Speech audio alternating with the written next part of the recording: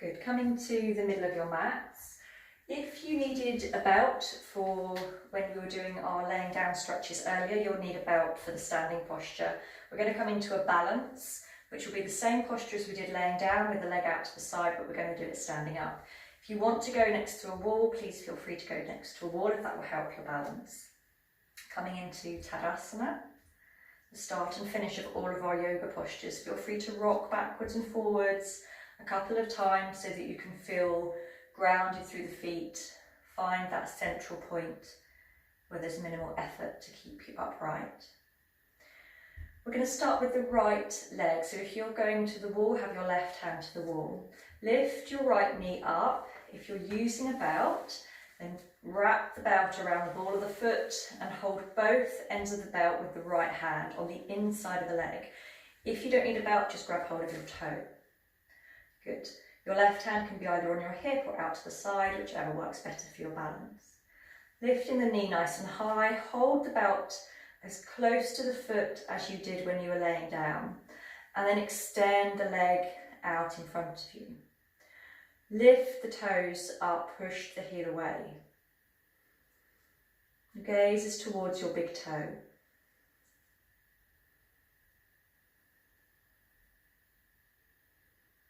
Find your balance, and when you're ready, slowly beginning to take that right leg out to the side. Both hips are going to stay pointing forwards as we open up the right hip and the inner thigh out to the sides. You can gaze over your left shoulder,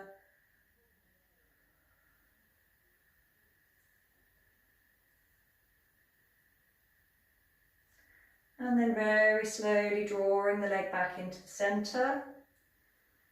Gaze towards your big toe once more, or on something still that doesn't move. If you're using the belt, swap hands. So the left hand's going to hold the belt, the right hand's going to come to your hip. If you're not using the belt, hold the outside of the foot with your left hand. And then we're going to draw the leg across the body. Right hand's going to come out to the side to help you balance. Bring the leg back to the centre, swapping hands once more, and then releasing the foot down, releasing the belt. Good. Shaking the legs out if that feels nice. Coming back into Tadasana. Once again, if you're using the belt, use the belt. If you're happy just to grab the toe, then grab the toe. So lifting the left knee up, either wrapping the belt around the ball of the foot or holding onto the big toe. Aiming to keep a lift in your upper chest, so avoid the temptation to hold your toe if it means you're kind of sinking down. Only hold your toe if you know you can keep the chest lifted. Good. If you're comfortable with your balance, begin to lengthen the leg out. Heel pushing away, toes drawing back towards your face. Drishti, your gaze point on something still, as you gently begin to open that leg out to the side. Both hips facing forward, so the standing knee is safe.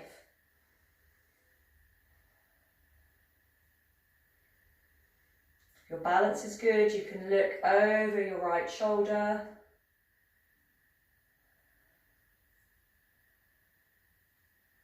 And slowly drawing the leg back to the centre. Pausing for a breath. Swapping hands. If you're not using the belt, then hold the outside of the foot and drawing that leg across the body. Coming back to the centre, swapping hands once more and releasing the foot down to the floor. Fantastic, good balancing. Take your hands to your hips. We're going to come into Uttanasana. Soften the knees and take the hips back in space. I'll come to the side so you can see. So bending the knees, take the hips back in space. Your hands are on your hips. You want to keep the front of the body long. So keep this lift in the upper chest all the time. Think about maximum length in your torso as you take the hips back in space. Folding over from the hips until your body can lay down on your thighs and you can release the hands. The hands can come to the floor, they can come to your shins, they can come to your knees, or you can place them on blocks or books in front of you. Wherever they come to is absolutely fine. Good. So first of all, let's just take a wriggle here, bending one knee and then the other. And we're going to take that into a little bit more of a stretch.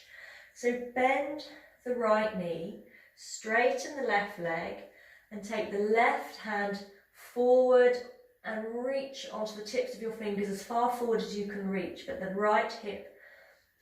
both hips staying back. And then your right hand pass through the gap and place on the floor as far forward as you can reach.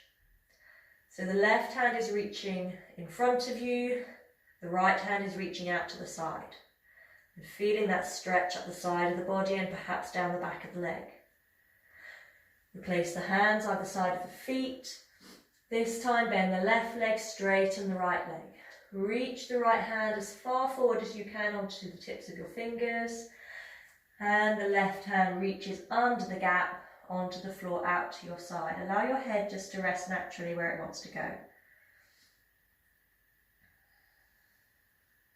Good. Releasing both hands back towards your feet. Bend both knees equally. Take your tailbone up to the sky. Place the hands either side of the toes, slightly ahead of the toes, either on blocks or on the floor. The neck is released and relaxed. Keeping that contact between the chest and the thighs, slowly begin to lift the tailbone up to the sky. So we're beginning to straighten the legs, but it doesn't matter if they become straight. What we're aiming for is this stretch down the hamstrings.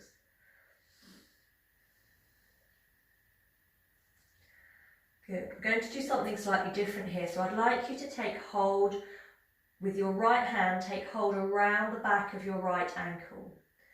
Take your left hand out to the side on fingertips. Draw your face into your right shin and release the left foot behind you by bending the knee and then beginning to straighten that leg all the way up to the ceiling, coming into a standing splits posture. Use the hand around your right ankle to draw you deeper into the posture and pause. And bending that left knee, taking the left foot back onto the floor. Holding the left ankle with your left hand, take the right hand out to the side on your fingertips. Draw your body into your left leg. So your face, your nose is coming towards your shin. Release that right leg behind, bend the knee, and then extend the leg up to the ceiling. Keep drawing in with that left hand.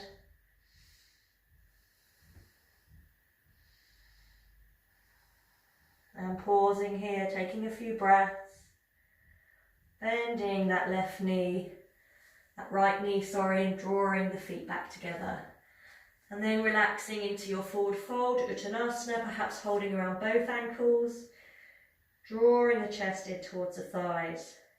Chin tucking in, tailbone lifting up. Good. And then softening both knees. Taking your hands to your hips, leading with the chest as you breathe in and slowly coming back into your standing position.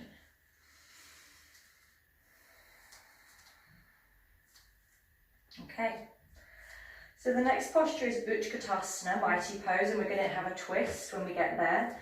For Utkatasana, it's a good idea to have your knees and ankles together so that when you bend your knees, the knees can rest together. And I'd like you to watch out for, when we come into the twist, watch out for this happening. So one knee goes in front of the other, and that suggests that the hips are moving. When we come into the twist, keep your knees glued together, and that will indicate that your hips are level and the twist is happening in the torso where we want it to happen. Good. So taking your hands to your hips, softening your knees, the hips go back in space, and we keep the chest lifted. Keep softening the knees, keep taking the hips back in space, keep lifting the chest. Take your shoulder blades behind your back, squeeze them together. Feel that you're rolling the shoulders back and down, and then float the hands up to the ceiling. Draw your hands together into prayer position. Keep bending the knees, keep lifting the thumb. The gaze can be towards your thumbs. And breathe. Now bending both elbows, hands still in prayer position. Take your right elbow to the outside of your left knee. So to do that, you need to take a twist. Plant your elbow just on the outside of your knee, and then push down with the top hand. And that will help draw you into the twist. If your elbow doesn't reach, place the lower arm and open into the twist that way. Otherwise, if you've got your hands still in prayer position, keep pushing down with that top hand, drawing yourself deep into the twist. Keep your knees deeply bent. If all's well, you can reach down to the floor with one hand, up to the ceiling with the other.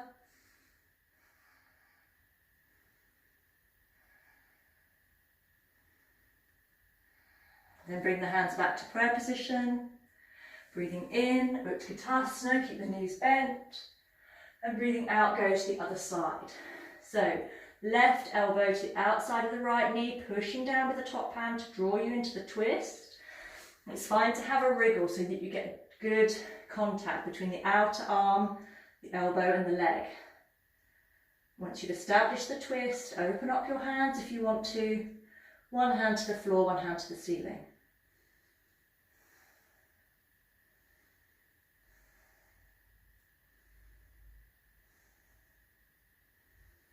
Hands back to prayer position, Utkatasana, just one breath here. And breathing out, allow the legs to straighten, have a wriggle in the hips, if that feels good. Release the neck, soften the knees once more, take the hands to the hips, breathing in and coming up. So stepping to one end of your mat, we're going to come into Trikonasana, triangle pose. So taking your left foot behind you, take a good stride. We want the right foot to be toes pointing along the mat and the heel of the back foot angled in at about 45 degrees. Allow the hips to open, and you want the chest and the shoulders to be in line with the long edge of your mat.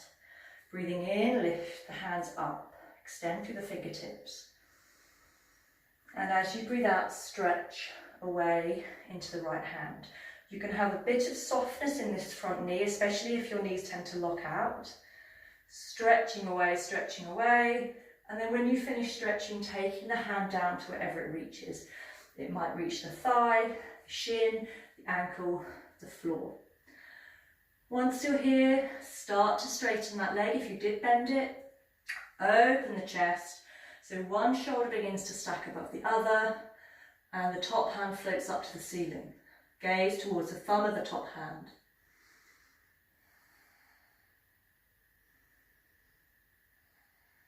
And breathe here.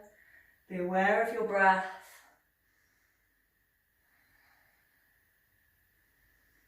And to come out, we're going to have a slight softening in that front knee. Push through that foot. Nice big in-breath to draw the body up. And then adjust the feet and go to the other side. So we want the heel of the right leg to be at an angle and the toes of the left leg to be pointing straight along your mat. Allow the hips to adjust so that the chest and the shoulders can be along the long edge of the mat, and extend the arms away. Breathing in here and breathing out, begin to reach into that left hand. As you reach, the hips are going to want to swivel round, and that's absolutely fine. Just allow them to swivel so that front knee stays pointing forward. When you've run out of space, come down either to the floor, to the shin, to the thigh, wherever you reach. Opening up the shoulders, top hand, fingertips extending to the sky. Once you're here, you can begin to open up in the hips again. So to come down, we allowed that right hip to swing down. Once you're in the position, you can begin to actively lift that hip back up to the ceiling, as long as your back knee is comfortable. And breathing here.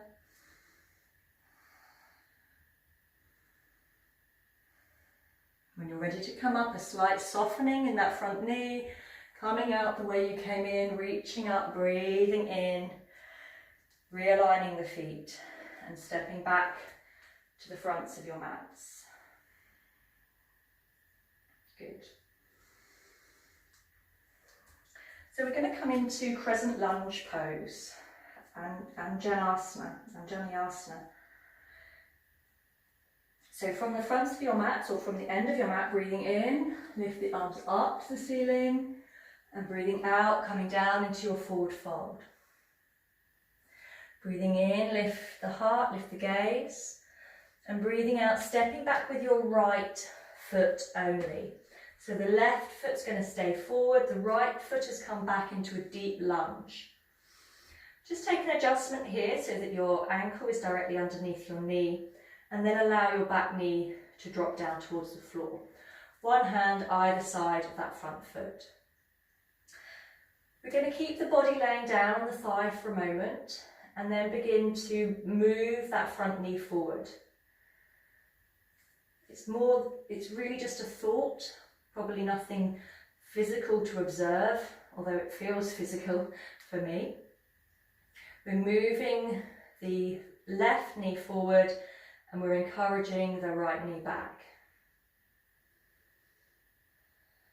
So from here, just hover the back knee off the floor.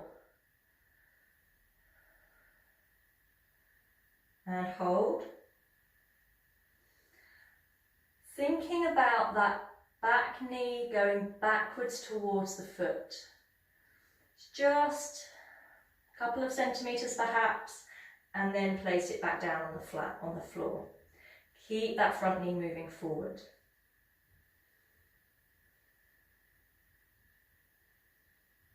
You can untuck the toes of the back foot, and then bring the hands to the knee. Always moving that front knee forward, feeling this nice stretch in the opposite hip flexor. I'd like you to be cautious of any discomfort in your lumbar spine. If you do feel any pinching, then fold back down towards your leg, tuck your tailbone under, and then think about lifting with the chest and not the lumbar spine. If all's well, the hands are on the knee and we're beginning to lift the upper chest. And I'd like you to have this feeling of everything above the waist lengthening upwards, everything below the waist stabilising downwards. Each time you breathe in, lift with the upper chest. Each time you breathe out, roll the shoulders back and down.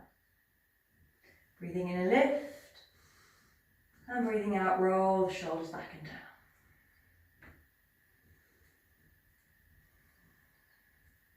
And then we're going to float the hands up to the sky, extending through the fingertips, gaze towards the thumbs if that's okay in the neck. And then take the hands back down to the knee, down to the floor, either side of the foot. Tuck the back toes under, push into that foot to lift the back knee, push into the hands, coming back into downward facing dog. Good. And then from here we're going to step the right foot forward now. Place it in between your hands and allow the left knee to come down to the floor. Good. So for the first few breaths we're going to pause here with the hands on the floor or on blocks either side of your foot, encouraging that front knee forward.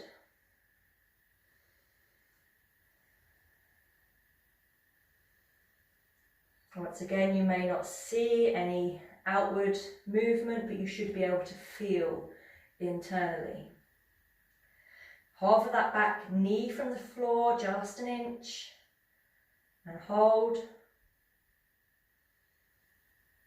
And then take it back just an inch, keeping that front knee moving forward, but moving that back knee just an inch back, and then place it on the floor. Untuck the toes of the back foot. And then we're going to place the hands onto the knee. We want to maintain both shoulders facing forwards. Each time you breathe in, lift with the upper chest. Each time you breathe out, feel all of that stabilisation happening from the waist down. We're strong in the standing foot and we're pushing back into the back leg. Each time you breathe in, lift, create length in the front of the body. Each time you breathe out, take the shoulders back and down. So take at least 4 or 5 breaths, just getting this positioning. Breathing in, lengthening, breathing out, rolling the shoulders back and down. All the time moving that front knee forwards. And then when you feel ready, gaze up towards the ceiling, float the hands up, gaze towards the thumbs. Breathe into the fingers and breathe out, perhaps move the thumbs back in space. And then take the hands back to the knee, back to the floor. Tuck the back toes under, lift the back knee, lift the hips, and stepping back into downward facing dog. Just walk the dog for a few breaths.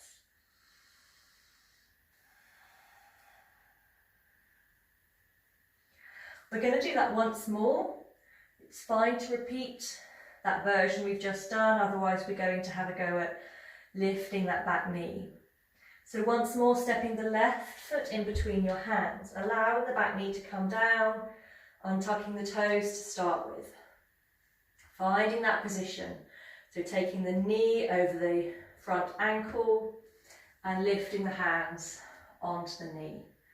Keep encouraging that front knee forwards.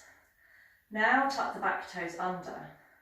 Place the hands onto the hips, lifting up through the front of the body, rolling the shoulders back and down. Once more, it's good to take a few breaths here to get the right position.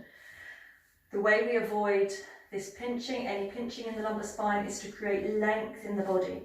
Create that separation between the vertebrae. Roll the shoulders back and down. So the hands are still on the hips. So without too much movement, keep the hips as low as they are. Keep the front knee where it is. Keep the torso where it is. We're tucking the back toes under and pushing through the back heel. And the consequence is that back knee lifts. If that feels okay, float the hands up to the sky, look up towards the thumbs, and breathe.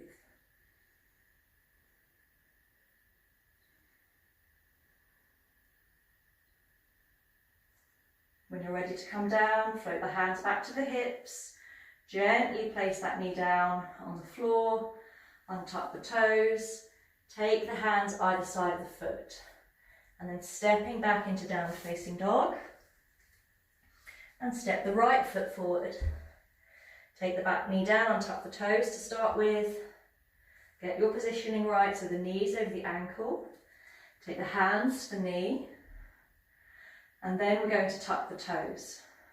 Tuck the back toes under, take your hands to your hips, sinking down with the perineum down to the floor.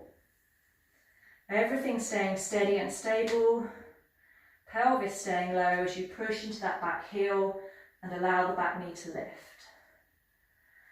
Lift up with the upper chest, roll the shoulders back and down, floating the hands to the sky, look up if that's okay in your neck.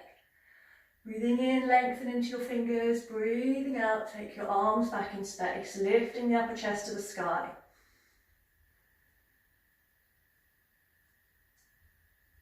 And then allow your hands to come to your hips, take the knee to the floor, untuck the toes, hands to the floor. Good. Stepping back into downward facing dog, and take a breather here. So walking the dog if that feels nice.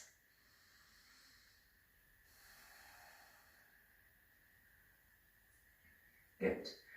Coming up high onto your toes, take your knees to the floor, untuck your toes, and sit back on your heels. Good. So we're going to come into Halasana, plough pose. So as usual, we're going to warm up in the neck before we do so, and the shoulders. So keeping the upper chest lifted, keeping the shoulders neutral and relaxed, Lift the upper chest and then allow the chin to come down towards the chest.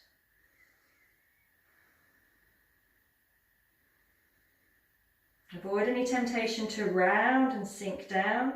Upper chest stays lifted, shoulders away from the ears, simply taking the chin towards the chest.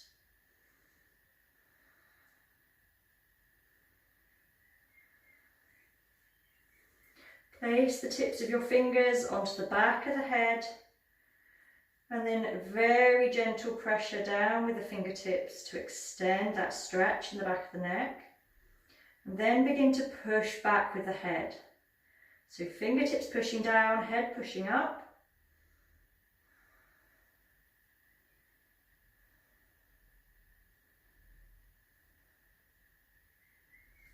And then release the pushing up with the head and allow the fingers to gently draw the head down a little bit deeper into the stretch.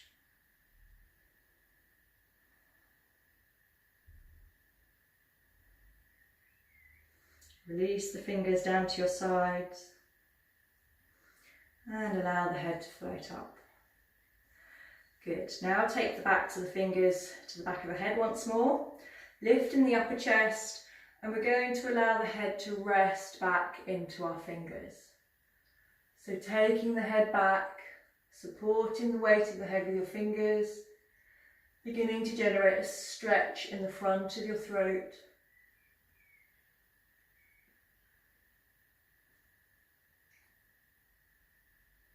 And when you're ready to come up, lifting with the fingertips, releasing your hands, and then taking your left ear to your left shoulder. Right shoulder staying down and relaxed.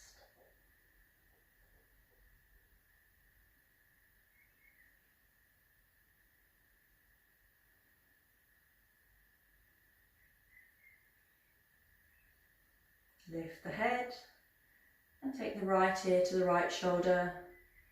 Left shoulder staying down and relaxed.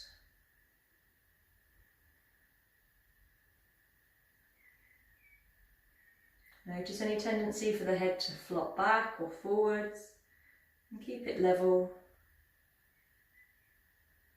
Lift the head up. And then we're going to turn the face so the chin goes over the shoulder. So I've gone to the right, but as long as you do both sides, it's fine.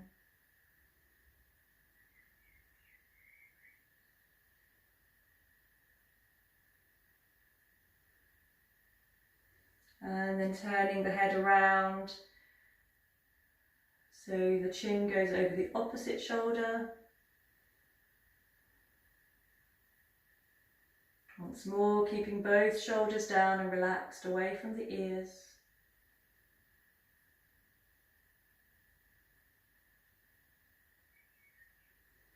And then turn to face front. Good. I'm going to just work through some shoulder warm-ups now. So take hold of your belts once more and take your hands a good distance apart on the belt. So we want to maintain a tautness in the belt. If you feel the belt going slack, then keep pulling away. And with that tautness in the belt, lifting the arms up, keeping both arms straight and taking them overhead as far as you can. It's fine to drop the chin down towards the chest. And if the arms go all the way over, that's great. If they don't quite go all the way over, just take the hands a little bit further apart. Keep the lower ribs tucked in as you return the arms overhead. Once again, pulling on the belt so it remains taut, coming to that position where there's a little bit of resistance in the shoulders, and just taking the shoulders backwards and forwards there. Keeping the lower ribs tucked in, the abdomen engaged, and perhaps taking the arms all the way over. Breathing in, drawing them back overhead again. Good, releasing the belt. Taking the arms out in front of you, dropping the thumbs down so the palms of the hands face out. Swim the arms all the way around behind you and interlace the fingers behind your back. If you can't reach the fingers, take hold of the belt and hold the belt. And then we want to shrug the shoulders down, squeeze the shoulder blades together behind your back. Straighten the arms, so the fingers are interlaced, the arms are straight, the shoulder blades are squeezing together. It's fine to stay here. If you can, then perhaps keeping the arms straight, begin to lift the arms away from your back. So the little fingers are moving up towards the ceiling. Dropping the head down towards the chest and keeping the shoulders lifting up behind you.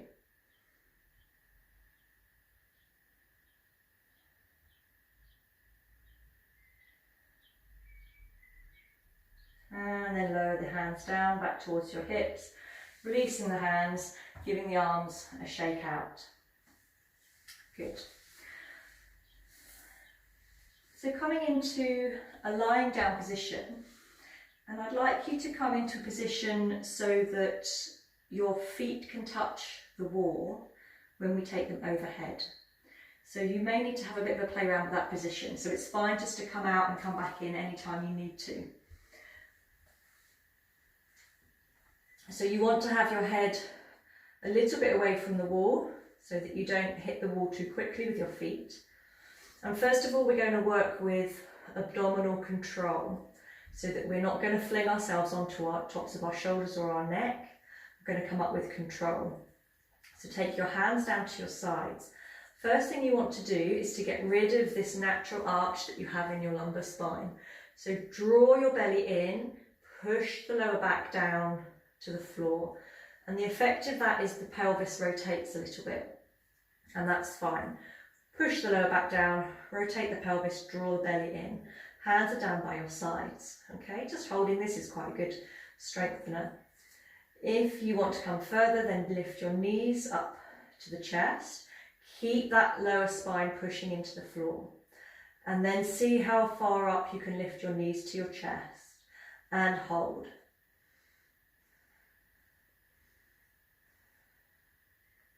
So your hips can come off the floor. We're encouraging as much of the hips and the lower back off the floor as you can, squeezing the knees into the chest and slowly releasing down. Okay, we're going to repeat that, but we're going to come up a little higher. So draw the knees in, the hands are down, so the arms are down by your sides, your hands are placed down so that you can use your hands for a little bit of support.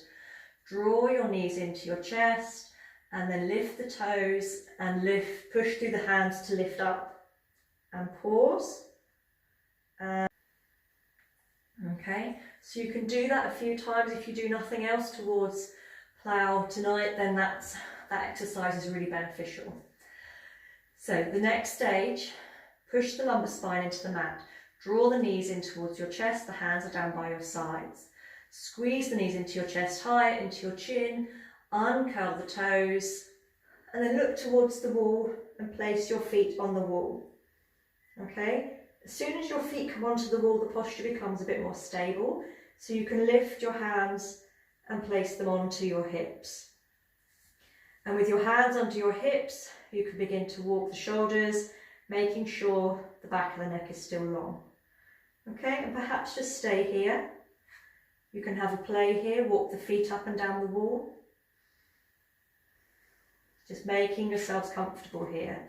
So there's not too much flexion on the neck here. I haven't come up very high at all. I'm just becoming familiar with this sensation. Now release the hands to the floor and see how slowly you can come back down. Good. So the closer you are, or the further away from the wall you are, the higher up your hips will need to come to reach the wall. So as you can see, I wasn't that far away, so I didn't come up very high. So if I'm comfortable there, I can come a little bit further away from the wall and repeat the same exercise. Rolling up with the knees in control, push through the hands and extend the feet over to the wall. So I'm a little bit higher up now.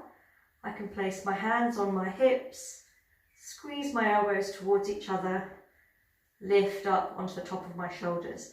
You can hear my voice change. as my chest begins to push into my throat. And that's absolutely fine, I can still breathe.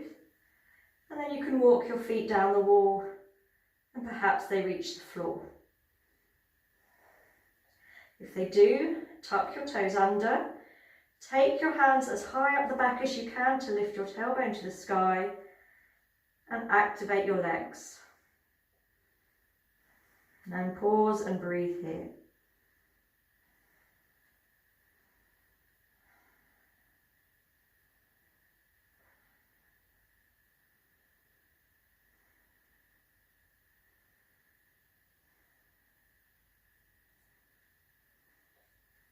Come out, you can walk back up the wall, or you can bend the knees in towards the ears, take the hands back down your hips, release them to the floor, and very slowly roll your spine back down the mat. Toes touch down, and then we're going to take a little counter pose, so we're going to allow the front of the throat to open. So you can cross your ankles and allow your knees to come out to the side. So we're in a laying down, easy pose with the legs crossed, the ankles crossed. Keep your elbows nice and close towards you and then lift with the upper chest. See if you can lift high enough to bring the crown of the head on the floor.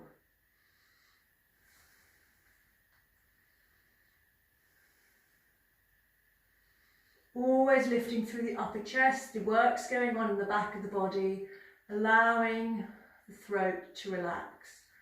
Then lift the crown of the head away from the floor and place the body back down. If that lift in the back doesn't work for you yet, then you can come into a sitting position with your feet on the floor. Take your hands back behind you, lift your upper chest and take the chin up towards the ceiling. It's this lift in the upper chest and that opening in the throat that's important. And take the chin back in towards your chest. And then we're going to have a lay down. Coming into our supine twists, Jatara Parvriti. So have a lie down on your back, so you want your knees bent, soles of the feet on the floor, and take your arms out to shoulder height and adjust yourself so you're comfortable here. We're going to start with the knees and ankles apart, and as we breathe out, take the knees down to the right, the head gently turns to the left. As you breathe in, draw the knees back up, and as you breathe out, go to the other side. So the knees go to the left, the head turns to the right. Continue to flow like that on your own breath. So as you breathe in, the head and the knees come up, and as you breathe out, they go down to opposite sides.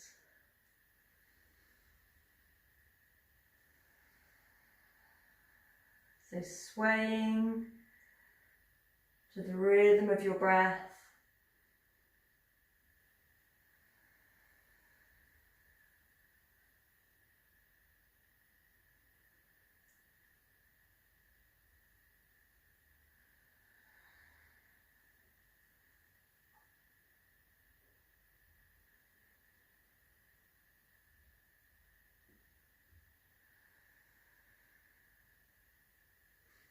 And the next time your knees are down to the right and you're facing your left hand, pause here. You can keep the knees and ankles apart if that feels good, or you can draw the top knee, the top ankle over the bottom one. Just the shoulders so that feels comfortable, and hold here.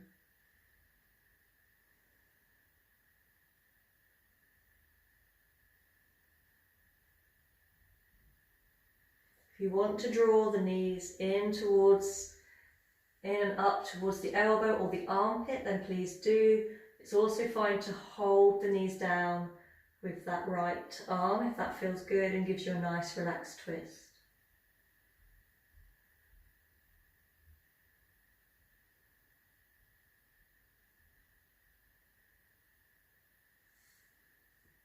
Good. And the next in-breath, we're going to draw the knees up to the centre, place the feet back down on the mat.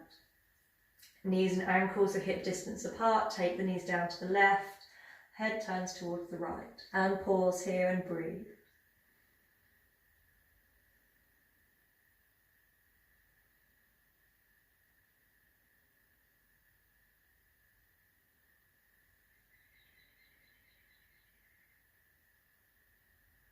If you want to draw one ankle on top of the other, one knee on top of the other, that's great, go ahead. Take a few breaths in this new position to allow the body to relax into it.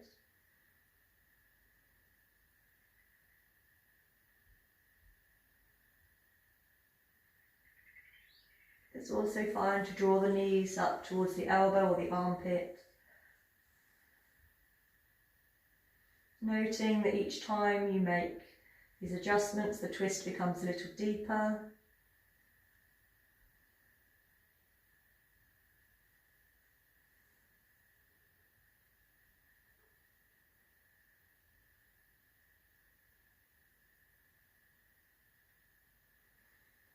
Squeeze the knees together, drawing in the abdominals as you lift the knees up to the chest. Take the hands around the knees and draw the knees into the chest. Perhaps draw the head up towards the knees.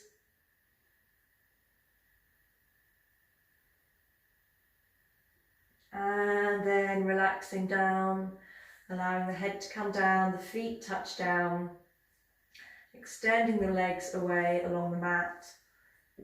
Coming into Shavasana. If you would like to pause and get your blankets or any other props that you feel you would need for your Shavasana, then please do. Just pause the video, and when you're ready and you have your blankets near you, restart. Otherwise, coming into Shavasana.